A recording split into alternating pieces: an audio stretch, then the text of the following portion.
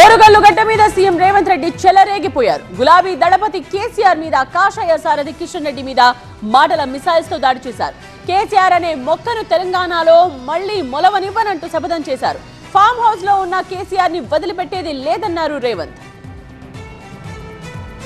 కేసీఆర్ అనే మొక్కను మళ్ళీ మొలవని అని తెలంగాణ రాష్ట్రంలో రాసి పెట్టుకోండి.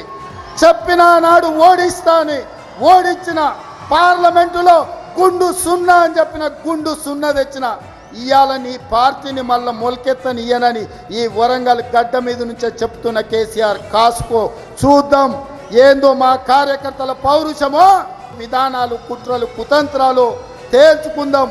నువ్వు అనుకుంటున్నావేమో మౌనంగా ఫామ్ హౌస్లో వండుకుంటే నీ సంగతి నాకు తెలియదని. నీ ముందు తెలుసు, నీ వెనక తెలుసు, నీ ఉపాయం తెలుసు, నీ ఉబలాటం తెలుసు. అన్నిటికీ కుక్క కాటుకు చెప్పు దెబ్బ అనే మందు నా దగ్గర సిద్ధంగా ఉంది. తప్పకుండా నీకు పెడతా.